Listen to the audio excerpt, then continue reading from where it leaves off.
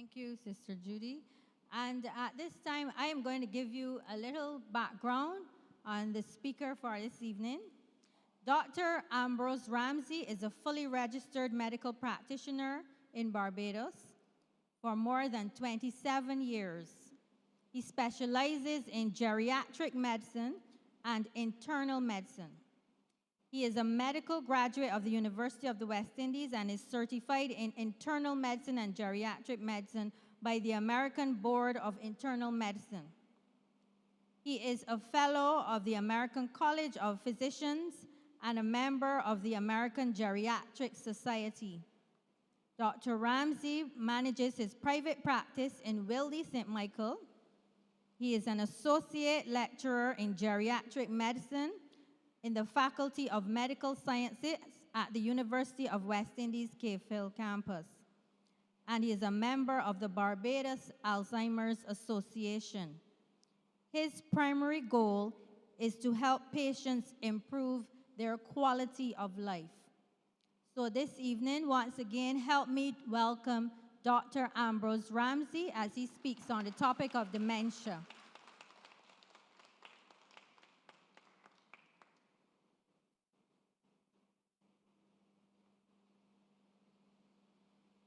Yeah, good evening, everyone. Yeah, thank you for inviting me to speak to you on this very relevant and important topic of dementia. Now, I want you to be the main players in this presentation. I'm going to talk to you for hopefully no longer than 20 minutes, preferably 15 minutes. And then afterwards, I will take your questions and your comments, etc. And then maybe those questions will allow us to expand a little bit further. All right, so I will, if we can start the slideshow. And we're going to start first by looking at what dementia is.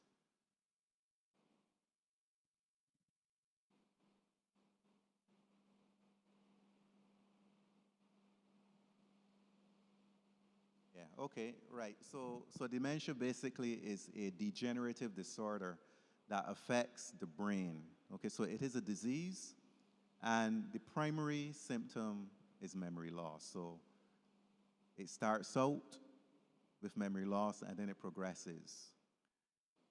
You can then have changes in personality. You can have changes in behavior, and the behaviors, of course, that take most of the attention are the difficult behaviors. You have the person, they're unable to really think appropriately and reason logically, and they're easily confused. And of course, the confusion can often fuel aggressive responses. And then finally, there's loss of function. So the person loses their ability to take care of themselves, and hence the need for help, caregivers to come in to assist that loved one, that person to continue to live, a life that's worthwhile. So next slide, we'll look at the different types. Now, dementia, you always hear persons talking about dementia. You'll hear dementia, Alzheimer's. It can be confusing, and despite trying to explain, people always get confused as it relates to dementia and Alzheimer's. And I usually say to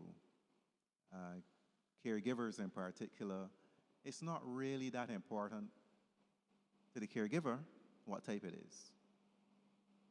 What happens is that you have someone, usually memory loss is a primary symptom, and they need help. So the main two types of dementia, and let me back up a bit, dementia is the umbrella term. We are all human beings, all right? Then we have males and females. So dementia would be like the fact that we are all human beings. So dementia is an umbrella term. And Alzheimer's is one of the types of dementia. It is arguably the most common type, but whether that is the case here in Barbados, we really don't know because we really don't have the information necessary to make the distinction. Then vascular dementia, this is another type that is tied closely with the non-communicable diseases, hypertension, diabetes, hyperlipidemia, obesity. All right, so those are the two main types. Now, there are a number of other types, and the next slide will list a few of them. And I said a few because these will be the next most common types of dementia. The Lewy body type dementia is associated with movement disorders and certain unusual behaviors. Parkinson's disease eventually, in many cases, lead on to dementia. And then you have frontotemporal dementia, which is the one that is more common in the young person, those people who develop dementia under age 65, or the presenile or the early onset dementia. Next slide. Right, so I just mentioned this, the early onsets on the age 65, and about less than 10% of all causes of dementia. Next slide. Right, now it is very common, and back in 2015, Alzheimer's Disease International reported that there were about 50 million persons around the world living with the illness. And that is projected to increase to over, I think, about 100 million by 2050.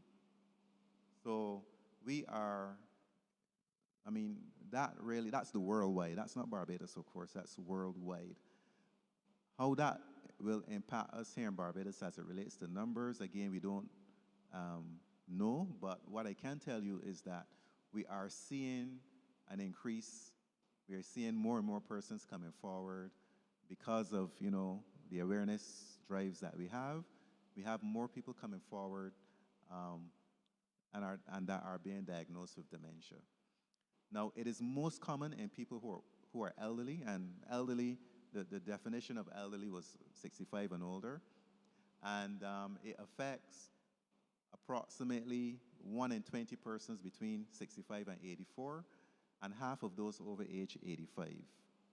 So again, with our aging population in Barbados, we would expect that you will see more cases. Next slide. Now, in Barbados, we really don't know, as I would have alluded to, the numbers that we have, but based on kind of a guesstimate. The guesstimate is based on prevalence in other Western societies, based on the prevalence by age. So based on what I would have told you earlier about the percentages of persons over 65 and then those over 85, we probably have 5,000 to 6,000 persons, 5,000 to 6,500 persons in Barbados living with dementia based on the 2021 census, the last census that we had. Next slide. Now, these are the 10 warning signs of dementia. It could be Alzheimer's, but it also applies to other types. And I don't know if you can see them very well, but the first one is memory loss. The second one is difficulty performing familiar tasks. Am I right? Right? The third one is, right, I'm finding it difficult reading. Yeah, help me. The third one is, sorry? Right, problems with language. And the fourth one? Okay, you're having difficulty as well.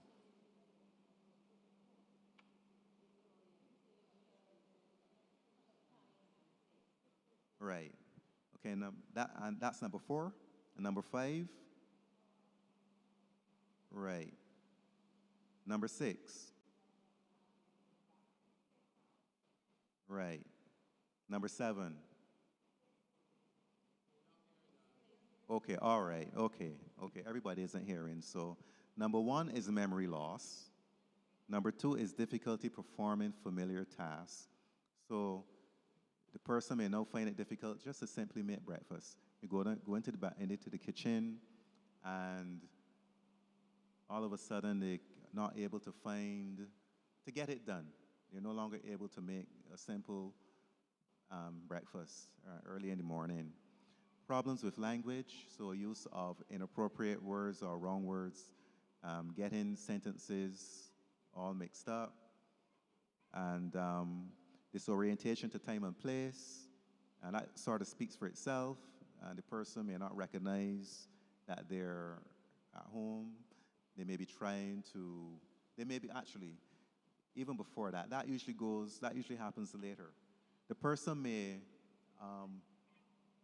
be driving, okay, and then all of a sudden they don't realize where they are. They don't know where they are, and they're confused. They get lost, and they could be driving in circles, and until they come to a point now where they're able to recognize where they are, and then can find a way home. Poor, number 5, poor or decreased judgment. So doing things that are unsafe. For example, waking up at 2 o'clock in the morning and going for a walk, in the bedclothes, all right? Or they may start, being friendly with strangers, people that they don't know, all right? And these times, that's not a smart thing to do. Problems keeping track of things. So basically forgetting, let's say the person had a list of things to do. Okay, I'm going to go and pay the light bill today. And they get up in the morning and they, forgot. I know I have something to do today, but don't know what it is. Okay? Misplacing things. So the picture here is showing the keys. The person may put the keys, somewhere really odd and have no clue of retracing how to find them. In most cases, if, let's say, I lose something, or if any one of us here loses something, the first thing that most people would do is that they would think of the last time that they saw it or that they had it, and then they would try to work back or work forwards, and then quite often you find what you were looking for. But the person with dementia will have no clue how to start to finding these keys. And they may put the shoes in the fridge, they may put the meat in the cupboard. They can do all kinds of strange things, okay? Number 8, changes in mood and behavior. So an individual who was friendly and, caring, and then all of a sudden they're like withdrawn, they're avoiding individuals, and then you can have quite the opposite. An individual who was previously, quiet and reserved, and then all of a sudden they're very friendly and hugging and talking to everybody. Something is not right there. Right? Challenges with understanding visual and spatial information. And here you see the traffic light. So the individual may misread the red as green and drive through red light. They may come to a stop sign and ignore it. Okay? So those are 2 examples. And then withdrawal from work and social services. So we're at church. So, and this happens often. One of your church members may stop coming to church. They don't come one Sunday, then you don't see them the following Sunday, and then a month goes by, 2 months go by, and you don't see them. that could be a sign that there's something going on. You should really, I mean, I guess you would check to see what's happening, of course, but even though you check and that individual keeps finding excuses for not coming, and you know that that person previously, would not miss a day of church, it could be a sign that, that there's something going on. Right, so next slide.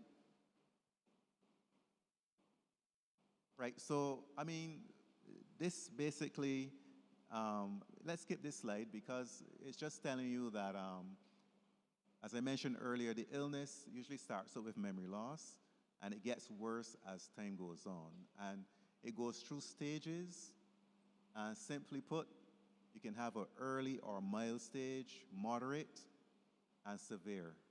The early stage would be when there's just mainly memory loss.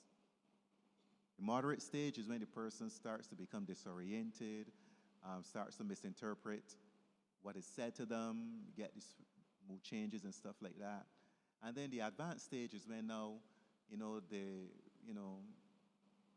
they're wandering, not eating, and they may even reach a point where they can no longer walk and they become like bed-bound.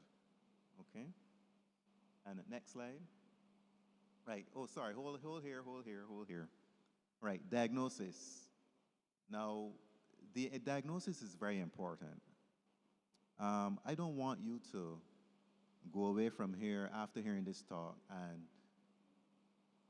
start diagnosing your neighbors, your family members as having Alzheimer's or dementia. It's a serious illness, right? It's a serious illness. But what you can do is have that individual, encourage that individual to have an assessment done, okay? And so the diagnosis is based on what we describe as the history, which is a recount of, how things started, where you are now, and, then also that's with both with the individual and the caregivers. So the history is you try to collect as much information as possible as it relates to the, how the illness started and how it has been progressing. We look at what we call social history. We'll again look at how the person interacts with others. Have they stopped, attending church or any other social activities that they really love doing? We look at the medications that the person is taking. We look at, we do two assessments then that are focused on the brain function. One would be looking for depression, and the other one would be an actual cognitive assessment to see how the person performs at doing certain cognitive tasks, okay? So the depression scale, and then you have something called a mini mental status examination. There's several different types of mental examinations. Then, of course, the physical exam is important because, as I mentioned earlier, there are other causes, there are other things that can cause dementia. And we want to look to see what those things are. We do blood tests, again, looking to see if we can identify any underlying, conditions that can, behave like dementia.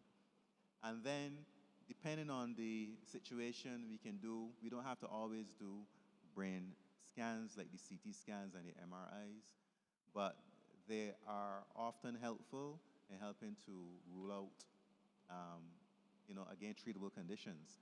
For example, an older person falls, right?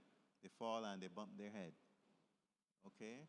And then everything was fine. They were quite normal and everything. Or they were getting out the car and hit the head on the top of the car when they were getting out. And then, let's say a day later, they seem confused and disoriented, still walking around, having a relatively a reasonable conversation, but something is off, right? That could be a bleed. That could be a small bleed in the brain that is now expanding. And this is where the scans, can help to detect something like that. So we always try to find out if there was any recent head trauma, okay? And then, of course, there are other things that we can see in the brain. Some people may have brain tumors. And we may also see signs of strokes that have not manifested in the way that we normally see strokes, which is a weakness of one side of the body. So the scans do help. Next slide. Right, so this is just a picture of, these are the questions that we ask in the geriatric depression scale. 15 questions, just yes or no's. Don't bother trying to read it. I'm just showing you what it looks like. And the next slide is similar. This is one of the many mental status exams, a questionnaire that the doctor will ask to see what, how the different parts of your brain is working. Next slide. Right, so these are some of the blood tests that we do. Blood counts. We look at the hemoglobin. We look at how the kidneys are working. We look at your calcium levels. We look at your thyroid to see how that is working. We check for syphilis. We don't always, but we can check for HIV, again, depending on the history. Vitamin B12 and folic acid levels. And then, as I mentioned earlier, we may want to do the brain scan. Okay, next slide. This picture shows you what a brain scan, an MRI scan, looks like in a healthy brain on your left and someone with Alzheimer's disease on your right. So you can see the difference between the Alzheimer's brain, which is diseased, all right, and a healthy brain. You can see the difference. The dark areas around the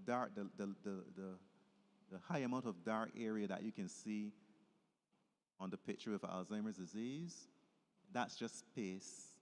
That's just fluid around the brain. The whitish gray area is brain.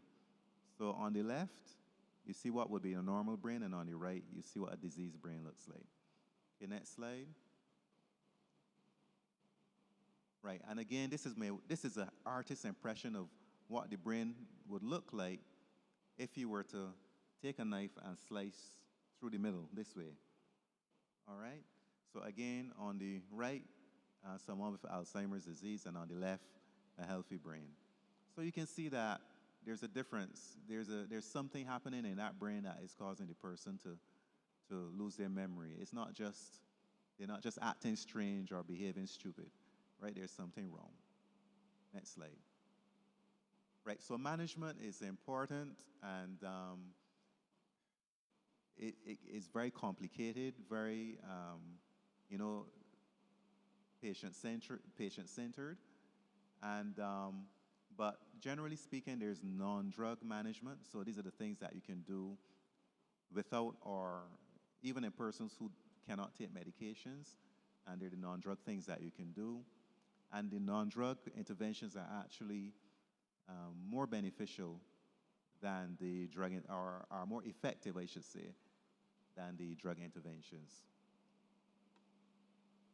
Right, and at the last point is that we cannot ignore the other chronic illnesses. So most people will also have some chronic illness, hypertension, diabetes, hyperlipidemia. They may have had a stroke, they may have had an amputation, they may have cancer, and they also have dementia. So you have to manage all of these conditions. So it can be quite challenging. Okay, next slide. Right, and right, so I would have alluded to that. Next slide. Right, so basic health maintenance is key. I mean, whether you have Alzheimer's or any other form of dementia or not.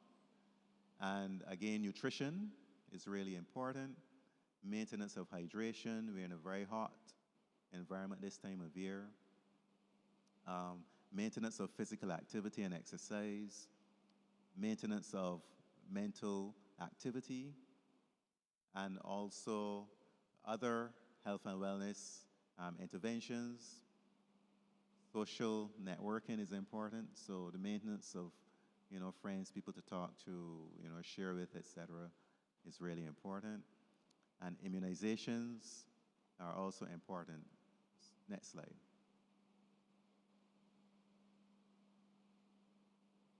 Right, so these are the non-drug interventions that are really helpful and beneficial.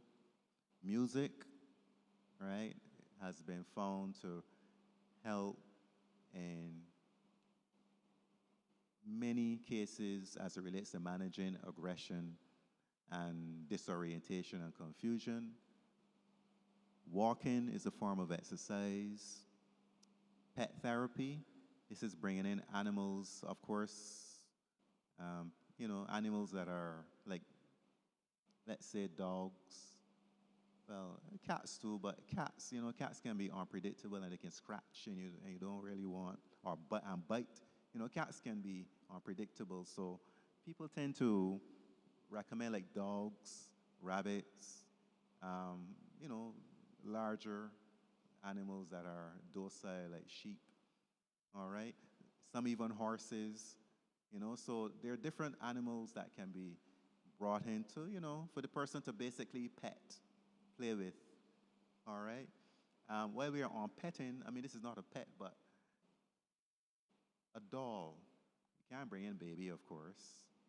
So, but dolls, I've seen, many situations here where in Barbados where a doll made a difference. Just giving that person with dementia a little baby to take care of, and they will hold it, they will hug it, they will comb the hair, kiss, and you have someone who's engaged in like giving love like that. They're not going to be aggressive. You're not going to have to deal with any aggression at all. Okay, and I saw, it's amazing. I didn't think I would see a man with a baby. Yesterday, for the first time, I went to visit a patient at a home, and I saw one of the male patients there who has dementia. He was walking down the corridor with a baby, and a doll, and he was holding it like a baby. And I was like, wow, I would expect that with the females, but it works with the men too, So I learned something yesterday. Right, a massage, aromatherapy, anything that's nice and pleasant, help, in, people with dementia. So you want to do nice things for them, okay? All right, next slide. Right, so the main two drugs that are used in treating predominantly the Alzheimer's type of dementia, but they have also shown to be of benefit in some people with vascular and Lewy body type dementia as well, are the cholinesterase inhibitors. Okay, so Aricept is well known. The generic to that is donepezil, which is available here. There are two others which are still quite expensive. Okay, and then memantine. Memantine is useful in people who have dementia and they're also agitation and restless. So again, everybody's different. What works for one person doesn't necessarily work for the other. Next slide. How long have I been talking so far? I didn't ask for a timer, but about 20 minutes so far. Okay, so what are the risk factors? And if you can move to the next slide. I guess we can give these out later. Now, that one says there are 12. They have been increased to 14 dementia risk factors. And, right, so there are lots of things that can contribute to development of dementia. Right, so excessive alcohol intake. I'm going to go through them quickly. Physical inactivity, smoking, excessive alcohol consumption. Air pollution is one that was added recently. Head injury, I would have mentioned that. Infrequent social contact, so social isolation. less education. So persons at a lower educational level are at a higher risk of developing dementia. Obesity, high blood pressure, diabetes, depression, hearing impairment. That's another new one that was added relatively recently. So people who have hearing loss are at increased risk. Right, so high cholesterol, high LDL cholesterol in particular, and vision loss. So vision loss is one of the newer ones that has been added to the previous 12. So there are so many risk factors for dementia. It's like everybody's at risk. All right, everybody's at risk. Next slide. Right, how can you reduce the risk? Next slide. Right, healthy diet. You know, we keep hearing a lot of talk about the Mediterranean diet, but whole grains, fresh fruits. How many people here has been enjoying the mango season and the plums and the golden apples and of course the bananas that are always around? How many people? Are you still buying the grapes and the oranges and the pears and the berries? What are the berries? Oh, little berries. What they call again? Blueberries and yeah. So enjoy the local fruits. Everything in moderation, by the way. But okay. So again, oily fish, legumes, and vegetables. Okay. So those are, you know, the components of a healthy diet. And this is very simple. This is simply put. When it comes down to the individual, it actually becomes more complex because people have different likes and dislikes. And this is where, you know, the dietitian can be very helpful. And people who are finding it difficult to do this. Next slide. Right, again, you would have mentioned, these would have been mentioned earlier, and this is just a pictorial representation of how you can reduce the risk by targeting the risk factors. And this is from, I think, 2005 or so, Alzheimer's Disease International. Next slide. Okay. Right, so just some additional things that you should do. You know, regular doctor visits. I'm not saying that because I'm a doctor. There are a lot of people out there walking around with high blood pressure and they don't know. High cholesterol and they don't know. Diabetes and they don't know. Still a lot of people. And you will only know for sure if you do your checks. I mean, we have health checks, we have health fairs that are, you know, they're all over the place now. So there's an opportunity there also to have your numbers checked. Right, you should include physical activity in your daily routine wherever possible. Right, so next slide. So, right, now these are some of the difficult situations that you will encounter in people who have dementia, usually at the advanced stages, and some in the moderate stages, sundowning. This is an increase in agitation, restlessness around this time of day. All right, so usually after between 2 and sunset, there's confusion, restlessness. Right, and some of the approaches will be to turn on the lights early in the house, and again, try to find some form of activity to engage the person's attention. Okay, like music, as I mentioned earlier. Next slide. Right, insomnia, they don't sleep, you know, and the caregiver has to work, has to go to work the next day, and the person doesn't sleep. So the caregiver doesn't sleep. And that has a negative impact then on the person's performance, you know, at work during the day. So again, that can be addressed by first, the person should be assessed. If it's, at least in the initial cases, that person needs to be assessed to see why they're not sleeping at night. Sometimes a medical condition can be found. For example, the person may have heart failure and they're having difficulty lying down in bed. So every time they lay down, they find that they're having shortness of breath or difficulty breathing, and they sit up. And then they go outside and sit in the chair and turn on the TV. And so quite often you can find a reason for the difficult behavior. Next slide. Right, wandering, getting away, walking away from the house, etc. An obvious way to address this would be to secure the doors and the windows, but sometimes that can bring out the anger in the individual because now they're locked in and they can't get out.